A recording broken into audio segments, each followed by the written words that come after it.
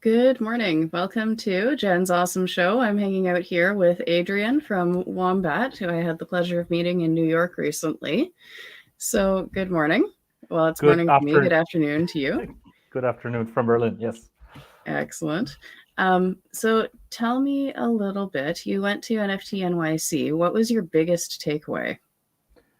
My biggest takeaway was that it was too big, actually. Yeah, So I'd agree with that. officially, I think there were like 18,000 people with 1,500 speakers. I was one of the speakers, and with 18,000 people, you would probably expect that you have more than, I don't know, 60, 70 people hanging out in front of stages.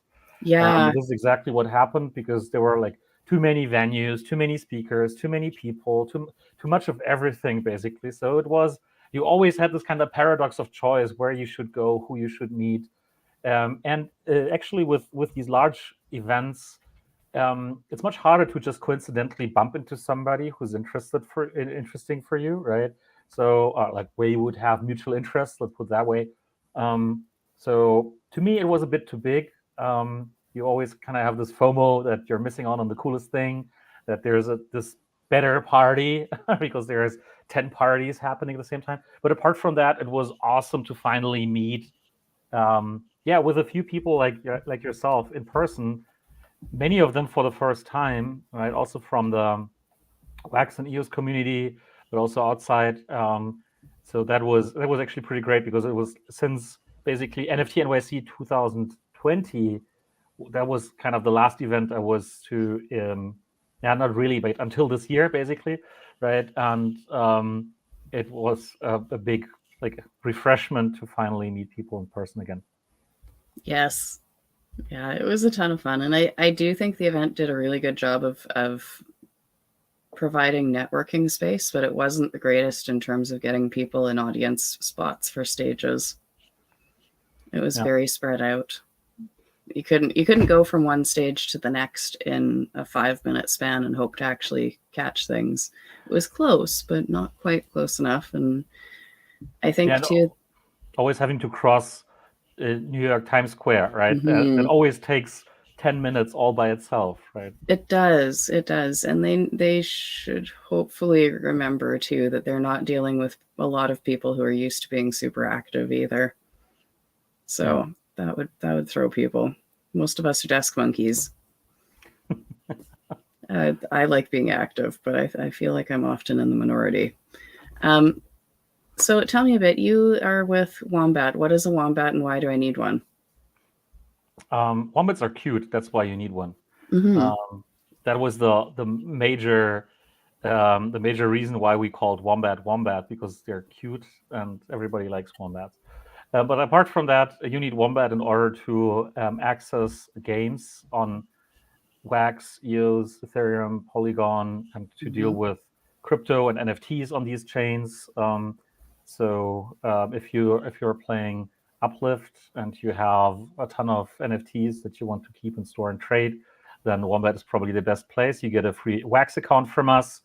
You get to sign transactions for free. So there's a lot of things, a lot of reasons to use Wombat if you're in the Wax or NFT space more generally. So if there's anyone, which I can't believe, if there's anyone who doesn't know Wombat yet, then you should sure check it out.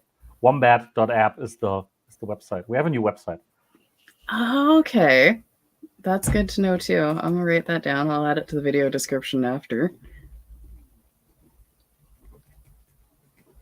Um, I love my Wombat wallet.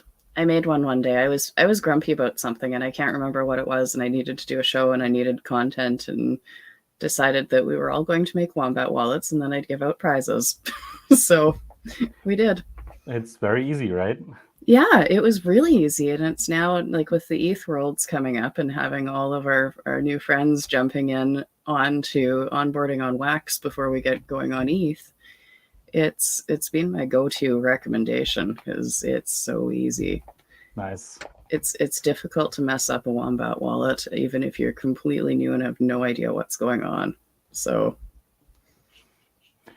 I like hearing that because that was exactly the goal. We actually started building it 3.5 years ago. We've had our 3-year anniversary in June, right? So it's been around for a while, trying to optimize on the things and trying to keep up with everything, and also adding more functionality, more chains, right? So originally we started out as an EOS wallet. We then added Telos and Ethereum, but then last year also we added Wax finally, and this was kind of a game changer for us. We should have done that earlier, retrospectively, but back in 2020, when we had thought about that for the first time, it didn't look like or we're going to get the support from kind of necessarily the community. And Wax wanted to do their own cloud wallet, right? But now I think it's quite healthy that there are alternatives to Wax Cloud Wallet, even on just Wax. That's a very, very good way of putting it. I would agree. I have one of those too, and I still use it for lots of things, and it's good to have all the things, all the alternatives. So I know you do the wallets. Tell me a little bit about Womplay. I looked at Womplay the other day and started playing things, and now I have some Wombucks, and I'm not really sure what I'm going to do with them, but I have some, and I'm kind of excited about it. So tell me a little bit about that. Yeah, so our goal has always been to kind of have people, gamers specifically from the Web2 space, be able to access the Web3 space as easily as possible. And so that's how we started with Wombat, right? And then once we had solved kind of this technical onboarding issue where you would get an account for free, you would get resources for free, it would be very easy and fast, right? We thought, okay, so how can we actually give Web2 gamers more reasons to onboard into the Web3 space? Because NFTs and crypto, I don't necessarily have the best reputation among kind of traditional gamers, right? Obviously, I'm not speaking about kind of play-to-earn gamers. So this is how we created Womplay. Womplay is basically a game reward system where you get paid in crypto or NFTs for playing traditional games. They're not only traditional games, but basically games that are mass market compatible, right? So we have large mobile and desktop titles on there, something like Great Shadow Legends, something like Lords Mobile, these kinds of things that are on the platform. And there's a weird noise in the background, but yeah, sorry, that's my water heater. There's not a lot I can do about it. It's awful. All right. Yeah, that's basically what Womplay is, right? So you go to Womplay, womplay.io. It's currently a website. I already have been saying that on other occasions. We're currently integrating the most of the functionality from Womplay into the Wombat app, so you don't have to kind of access a separate website to do that. But for us, it's basically the best or the most effective way of getting people, gamers, from the Web2 world into the Web3 world, because they don't have any risk of losing anything. They just play free-to-play games, and by doing so, they are able to receive crypto and NFTs from us. You don't receive crypto directly for playing through Womplay, but you receive Wombucks, as you said, Jen. And the Wombucks you can then later exchange for crypto, but also you can basically pay for things on the platform. So one example is that we have NFTs that have mutable attributes, and some of these mutable attributes you can re-roll. You can basically have a chance of changing them, but you will have to pay Wombucks for that, right? So it's a soft currency. It's not a token. That's a different story. We are working on a token. There's also a public announcement about that on our website. So Wombucks are not tokens, but there will be ways of redeeming Wombucks into Wombat tokens as soon as we launch Wombat, the Wombat token. Oh, now I wonder if I should hang on to them. Questions. That's exciting. There are different people doing different things with them, right? Some people basically just spend all of them as quickly as they can. We've also had people spending literally hundreds of thousands of Wombucks on just re-rolling attributes, because like that basically makes NFTs more valuable if you're lucky, right? But each re-roll basically doubles in price, right? So you start at a super low price, but then it becomes very expensive very quickly if you keep re-rolling attributes. But yeah, that's what some people have been doing. Some people basically just buy loot boxes. Some people redeem them in their weekly cash outs, which always happen on Fridays. So there's a lot of ways you can actually spend them. There will be more ways as soon as we integrate that into the Wombat app. So yeah, some people just have been storing them and are sitting on hundreds of thousands or millions of Wombats. So there may also be cool ways of like doing stuff with them later on. So maybe not a bad idea. That's totally fun. All right. Well, now I have more to think about. So I have a bunch of Wombats, and I also now apparently have an EOS wallet, which is kind of exciting. Um, is there anything that I need to know about EOS if all I've ever done in my life is wax? What would be the Um, number one thing I should be aware of before I try to do anything? it's basically the same technology. It works very, very similarly. There's also Atomic Hub deployed on EOS, right? So you can trade your Yeah. NFTs that you have on EOS on Atomic Hub. You can basically, if you're on Atomic Hub on Wax, there's a button that basically allows you to switch the blockchain, and you're gonna get to EOS.Atomic Hub. So it's very, very, very similar. There also, when you use Wombat, you're not going to notice any difference because we're going to be paying for your resources most of the time. You should actually feel any difference apart from obviously the native token on Wax being Wax and the native token on EOS being EOS, right? But apart from that, they're very, very similar. So also when you're on OnePlay and you've created your account and you're about to receive your crypto, you will have to download the Wombat wallet, right, the Wombat app, in order to kind of transact with your EOS or your NFTs, and then you will have your Wax and your EOS account in Wombat. So it's all in one. That's delightful. I'm excited about it in all the ways, and I managed to get an NFT too, and I think I can. Am I correct in assuming that I could stake that in the dungeon? Exactly. All of the NFTs that you can receive from us in OnePlay, you can actually stake in Dungeon Master. So that's the third product that we run. It's called Wombat Dungeon Master. It's a yeah, we call it an NFT staking mini game because it's not like a fully fledged game like the Uplift, right? Um, where you like it's not as interactive. You can't build stuff, but it's a very fun way of interacting with NFTs and getting rewards for staking NFTs. We just launched season 4 yesterday, so it runs in seasons. Each season is 6 weeks long, so we're currently running season 4, and we again have over, I believe, 12 or 13,000 people playing it every day. So yeah, it's a very popular way of adding utility to NFTs. So both your EOS NFTs that you can receive from OnePlay, but also other EOS NFTs, like basically we've integrated the major NFT collections on both EOS, also on as well as on Wax. So on Wax we also have not all of them because there's too many, but I think there's over 10,000 stakeable templates of all kinds of major creators that you can stake in Dungeon Master, and then yeah, get rewarded for playing the game. So every season we have a prize pool. This season again, it's $25,000, and that's going to be distributed to everyone playing the game at the end of the season. That's fantastic. So here's a hypothetical. I have some friends who made some NFTs. How do they get them staked in the dungeon? Stakeable, because Yes, stakeable. we need to allow them to be staked on the smart contract, because we don't want everyone to just be able to stake their NFTs, because we have to decide what kind of mining weights they have for Hmm. getting staked, right? So there is a form though, that's, I think it's on the Dungeon Master website. So I think it's dungeon.wombat.app/apply. So if anyone wants their collection to be added into Dungeon Master, we do that twice a season. So we have a mid-season update, and we do an update of collections in between seasons. And this is when we'll also decide which mining weights every collection, and every template actually gets.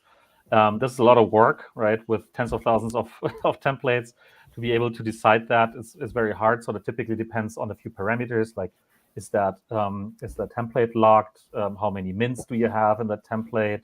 How many templates do you have in the collection? And these kinds of things, right? So based upon these parameters, we will always come up with kind of an initial mining weight. then we'll typically get a lot of feedback on these mining weights and on the collections that are stakeable. Some people would complain that the collections aren't good or that they don't like them. Some people would complain about the mining weights to be too low or not all templates to be stakeable. So we keep having these kinds of issues. But the main reason is that it's basically just hard to look at everything. And we want to be very inclusive. We want to enable as many creators as we can. And we also know that we add so much utility to these collections by just adding them to be stakeable in Dungeon Master that typically there's a lot more trading of these collections going on after they get added. There's many NFTs that basically just get bought or traded to be staked, right? It's very fascinating what happens to NFTs that can be staked. So we also need to be a bit careful about what kind of values we assign to these NFTs. That makes sense. Are there any, like, I guess I'll just ask a direct question. If I have some NFTs that would be considered fine art, but I'm not really whitelisted on anywhere, I might be whitelisted on Nifty. I'm not really sure if I got that sorted out or not. Would that still be acceptable, or do you have certain minimum standards that for the collections that are stakeable? Being verified and whitelisted on Nifty or Atomic helps generally, right? Because obviously when we look at collections, we want to make sure that there's no, like the most important thing is that there's no fraud, right? We've had cases where there were unlocked templates and then creators would actually start minting thousands of these NFTs, although they were supposedly one-of-ones, and then they started making thousands of them because they had super high mining weights because they were supposed to be one-of-ones, right? And so we had to kind of we had to remove these collections again or nerf their mining weights and so on. So as much the more trust we can have into a collection up front, right? And obviously transitive trust also works with the folks of Nifty and Atomic, that will help. But we will look at it individually anyway. And if we know the creators, it's the easier, right? We typically, like, if we really know who the creators are and that we can trust them, then it's typically a very simple process. Okay, awesome. I've been curious about that one for a while, just trying to. Fine art is such a hard thing to know what to do with, really. It's fun to make and it's fun to own, but then what? So that's always in the back of my mind too. Yeah, that's basically one of the reasons why Dungeon Master exists, right? Because a lot of NFTs are basically just sitting there and they don't really have utility, and that's fine for many NFTs, right? But then you end up having so many of them. So I know so many people who have like thousands or tens of thousands of NFTs on Wax, right? And then what do you do with them? And then you should at least have the possibility of including them into a fun experience, right? So for us, Dungeon Master is supposed to be fun, and it's not just about the rewards. And a lot of people will view it that way, but also it adds utility to your NFTs. I like that. So before we jump in and take a quick look at the land that you have in the metaverse here, which I did want to do, I have a couple other questions. One last Wombat Direct one, and then a couple metaverse ones. What are you working on that is new that you're allowed to talk about, that's not super top secret? Well, I mean, relaunching Wombat as a Wombat 2.0 version within the next few weeks, that's kind of a major thing that is binding a lot of our time and energy and resources overall, right? So that is not new. We've been talking about this for a while. It will have an all new design, and you can get a teaser of the new design when you open Wombat and you go to the token swap, because that already has the new design, or the blend page that we have for Dungeon Master, right? That also incorporated the new design already. So that is a sneak peek on towards the new design. So I guess that's a major thing in terms of product, but also, I mean, the token is another major thing. So I know that the market isn't the best, but we feel very, very confident that everyone will like being able to get tokens, right? So we don't actually care all that much about the market. It's not about like, launching into a hype cycle or whatever. We've been preparing for the token for so long, right? It's not kind of a quick thing where we thought, okay, let's just do a quick money grab or so. We've been around for so long. We've always been thinking about the token. We've always been asked about the token. Now we're finally doing it. So we want to enable and empower the community, and that's much more important than being at the top of the hype cycle, right? So we still feel very confident, and we were told that it's very bold and it's very brave to launch a token this summer, even though the market is down. But we're not that concerned about the market. The market will go up eventually, right? Yeah, it always does. Exactly. So that's kind of the other major thing. Outside of that, we do have so many things on our roadmap that we've been asked about. One major thing in Wombat is that people would like to have multiple EOS or WAX accounts or Ethereum accounts, which is currently not possible in Wombat. Wombat has always had the focus on first-time users, first-time blockchain users. So we thought they probably don't need multiple accounts. So that's now a major thing that we'll be working on as soon as we relaunch Wombat 2.0. That's on our roadmap, right? That's been asked for a lot of times. These kinds of things, different options to back up your keys, adding custom tokens, like these guys. There's so many things that we have on our roadmap, but there's nothing specific I could talk about because right now our major priority is to get Wombat 2.0 done and release that, and from there we can actually take on other things. That's all exciting, and I'm excited about your token launch. Even if the market's not amazing, I'm listening. I'm definitely want to have some token and then figure out what to do with it after. But it's interesting. So what will I be able to do with my Wombat token? So that's the cool thing about having been in the market for so long, right? We have a ton of product and a ton of potential utility for the token because there are so many aspects of the platform. So the major thing that you're going to be able to do with the token very, very soon after launch is stake it for VIP privileges, right? So if you stake for VIP level 1, you'll be able to get more Wombats if you play on OnePlay, right? If you stake for a VIP level 2, you'll get even more Wombats on top, but you'll also get the Prime subscription included, right? What today is called Prime subscription in Wombat, where you get additional free actions every day. If you stake for level 2, you'll get that included. If you stake for level 3, you'll also get more resources in Dungeon Master because we have these materials there, right? And if you stake for level 4, you also get like additional NFTs at the end of the season or at the beginning of the season in Dungeon Master and these kinds of things, right? So we have kind of this staggered VIP system with 5 tiers, and there's going to be a lot of benefits, and we'll keep adding more and more benefits to that, right?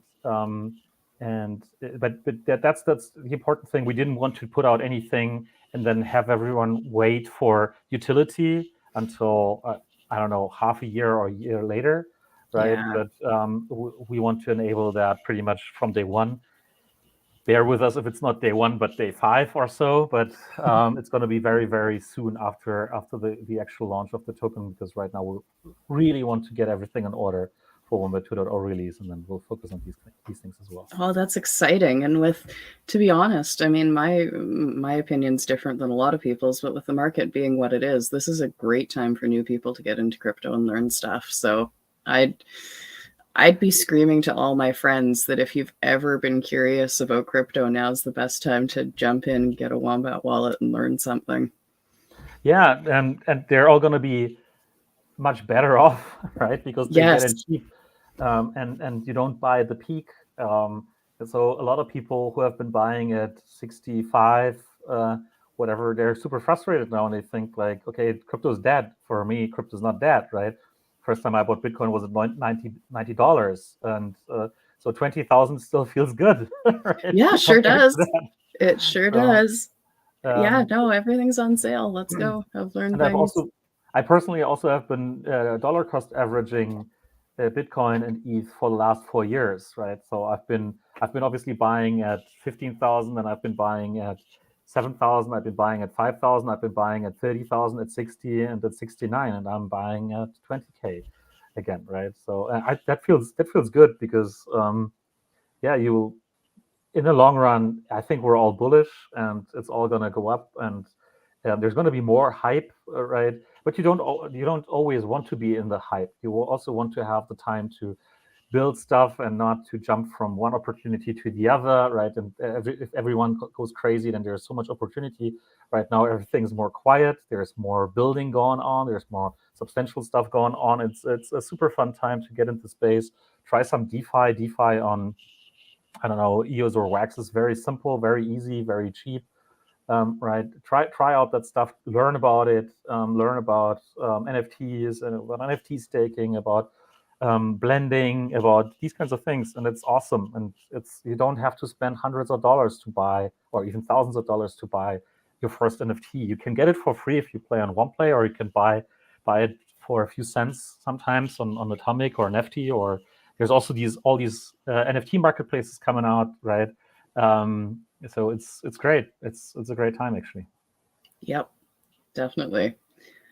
So, got to switch my tone here a little bit to the metaverse.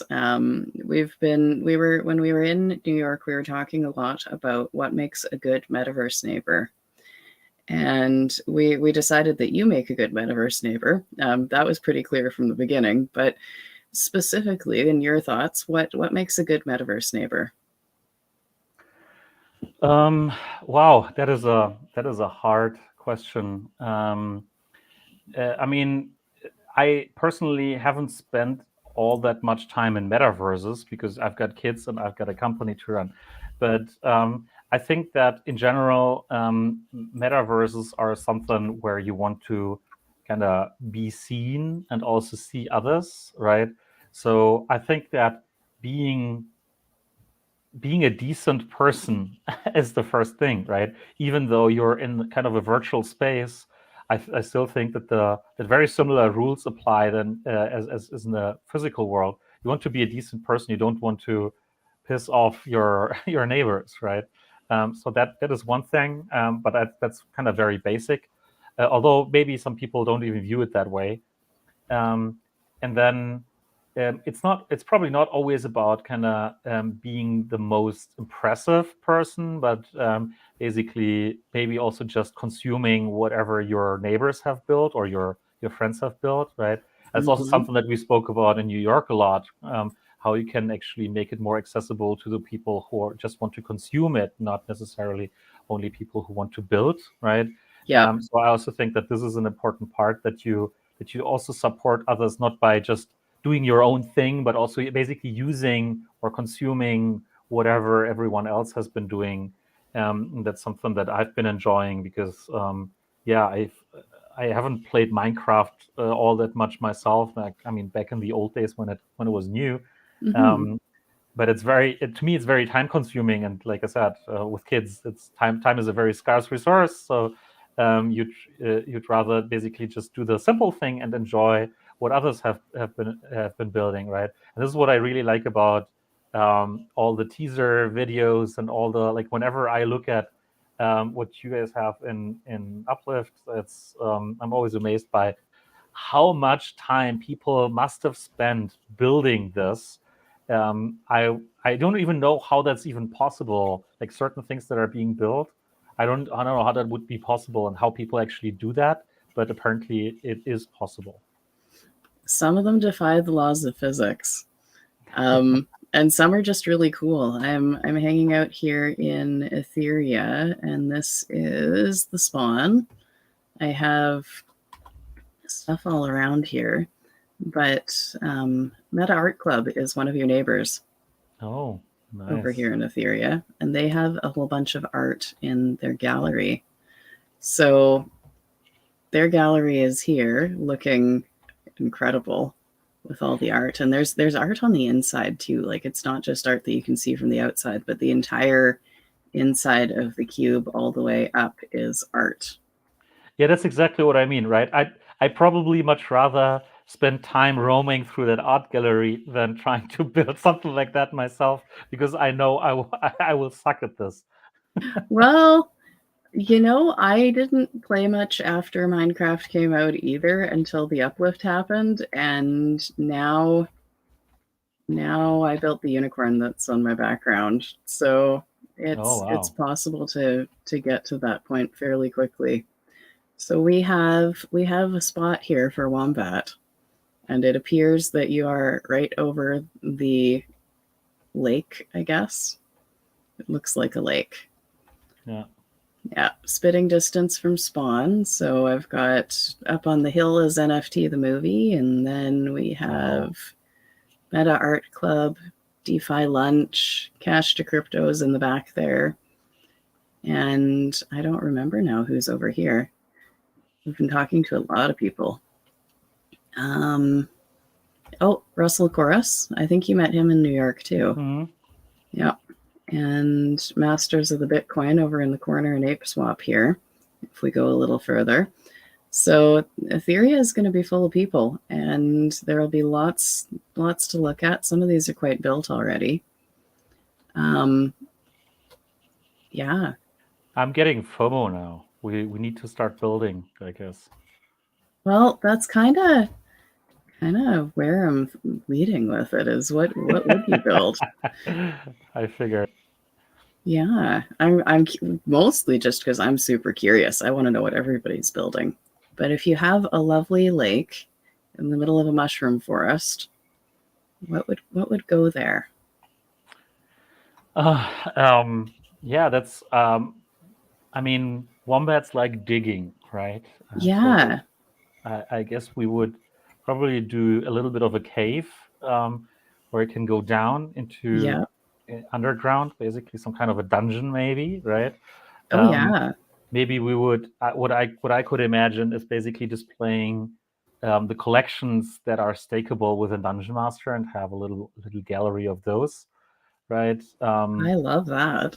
Have a little gallery of maybe the games that you can play in One-Play or Wombat. That would also make sense, right? I'm not sure what to do with the water thing just yet. That's kind of a new information that I guess I would have to digest first. Well, it's a creative world, so you have access to all the blocks all the time. So that's helpful. And if I were to take a sponge, just for an example, and I'll try not to sponge up all the water here. I can drop a sponge and it makes a dry spot. Well, it filled it right away. But if I build up around it, that sponge will suck up the water. So that's one thing you can do with water. Or you can build a fish tank, or really all kinds of things. I did a water plot with decorations and whatnot over the Christmas season, and it took about a week to get it done, and it ended up being totally nifty and artsy. So you can definitely take water and make it into absolutely anything, but it's also not that deep, really. Like, I think 2 blocks down here, because that's how tall these Minecraft characters are. So it's not that bad in terms of depth either. There wouldn't be a lot down to go before you get to something that's usable. Yeah, but I mean, I wouldn't necessarily just want to, if we're on water, I wouldn't necessarily just want to kind of remove the water, right? Yeah. So I wouldn't just want to build a kind of platform or just suck it all up or fill it up, right? I'd rather try and utilize it for some fun because it's kind of a rare thing, so you don't always have water, I guess.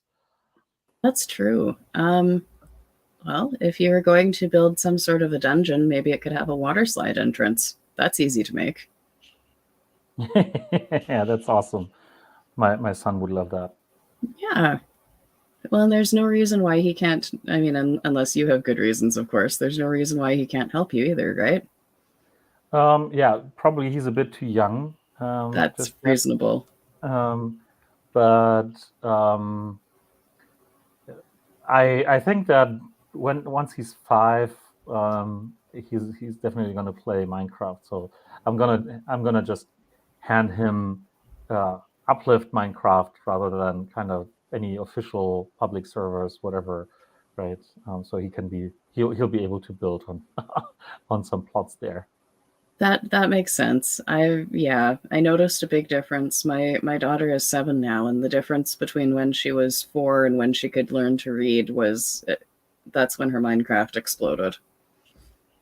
Yeah, we So, have a lot of kids in the neighborhood who I think started playing Minecraft at about 6 years, right? And uh, all the way through like 9, and now I think there's different things that they're playing, but which is weird because you can play Minecraft for much longer. But I think that after 3 years, it probably just gets repetitive to a certain extent.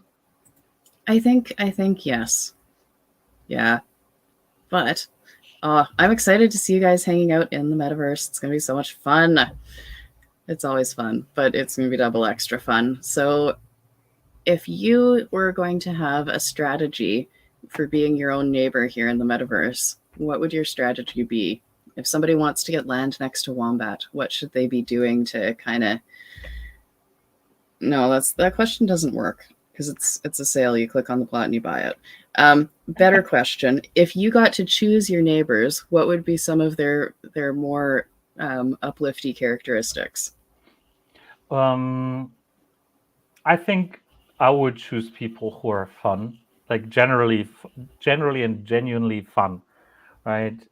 So, for instance, meeting Ken in New York, that was fun, right? So I could Yes. imagine people like them being neighbors, right? So either people who are great kind of game creators because these are creative people and they would probably build awesome stuff, or people who are just fun and who would just mess around with things, right? And build, I don't know, funny, incredible machines, whatever kind of things. I don't know what, right? But just messing Yeah. around with things, and that would be super funny. And what I also would like is basically having people who I would like to hang out with, and just maybe have a drink or whatever in the evenings, right? Yeah. And just chat. So that will also be cool. So that's probably the my requirements towards neighbors of the Wombat plot. I like that. I I definitely like that. Well, if anybody's listening and you're that person, then you know where you want to be. So I'm going to let you go here with one quick thought. We have a land sale on the ETH Worlds starting on the 16th. I don't know what time yet, but that information will come out. We'll shout it all over. And in the meantime, you get to think, do you want to be neighbors with Adrian? I would. Yeah, I'll But totally check out apart from the plot that we have as Wombat, I might also want mhm. to have a plot myself as a private person, so I might look into this land sale. So where's it going to be? We are confirming that this morning. It will there are a couple choices for platforms. There's been OpenSea is redoing some stuff and it's been a bit of a challenge. So maybe not. We'll definitely have all of that up and running. It'll be a map-based sale similar to what we've done with our auctions. So you'll be able to look at the map and click on a plot and then there'll be a link to take you to the sale page. That's So cool. in terms of that, it'll be super straightforward. And yeah, And it's going to be easier if it's not auctions, like if not everything is an auction, because that I was trying, like with the auctions, I was trying to do that, and it got messy very quickly, unfortunately. Yeah, well, I should, to be fair, confirm that there is a DAO vote up to confirm that everybody's okay with a sale. So Yeah. I'm keeping my eyes on it. It was fairly close as of last night. So there were a couple people who are still pushing for, a 24-hour auction, and I'm leaning more towards sale. I like the feeling of it a little better. It's less competitive and less grumpy people getting outbid at the last minute, but Uh, I'm that one means person. I shall vote. Okay, Yeah. I got some DAO tokens, so I Oh, shall vote. well. Yeah, definitely go vote. That's up there. So awesome. Well, thanks for joining me. This has been fun. And it looks like I think I'm meeting Olga next week as well. So that's also going to be fun. I hope she's gonna have a little bit of time to build something on the plot by then, but not That would sure be, because we're like I said, we're super busy. yeah. Well, if you're neck deep in updating things, that's a thing too. So But we'll see. I'll give her a nudge when I meet her. awesome. Thanks very much and enjoy the rest of your day. Thanks a lot for having me, Jen. You're welcome. And bye bye to Bye. all the people who are